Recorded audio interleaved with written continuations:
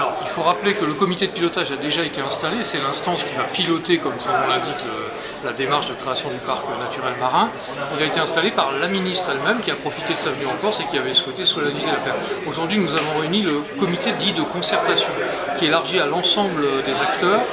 des usagers de la mer, des socioprofessionnels, des collectivités locales, des associations, des scientifiques qui s'intéressent au sujet, de façon à ce qu'il puisse y avoir un lieu où s'élabore une doctrine,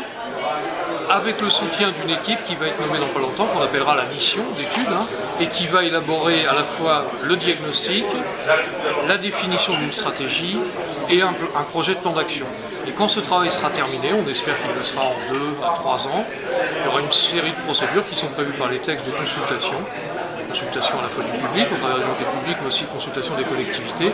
pour adopter donc le projet de parc naturel marin du Cap-Corse. C'est un des dispositifs créés par la loi pour organiser le développement des territoires sensibles, et notamment là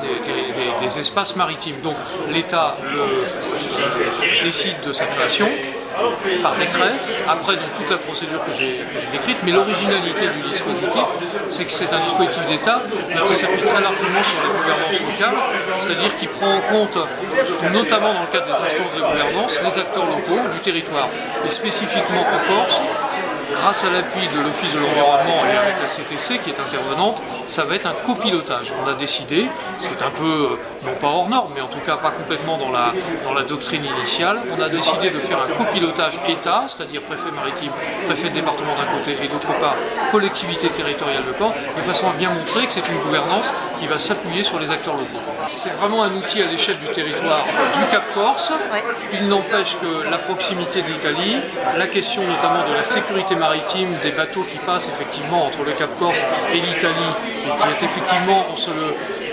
on ne s'en souvient pas toujours, mais c'est un espace qui est très densément utilisé. On évoquait le nombre impressionnant de bateaux qui y passent chaque année, suppose une négociation, et tout à l'heure le préfet maritime nous rendait compte que sur la demande de Madame Royal ont été relancées des discussions pour mieux réguler le trafic dans cet espace entre les îles italiennes et la pointe du Cap Corse. Donc c'est un sujet qui évidemment sera évoqué dans le cadre des réflexions sur le Cap Corse, enfin sur le parc naturel marin, puisque la question évidemment de la préservation de l'environnement et donc de la sécurité des transports est essentielle.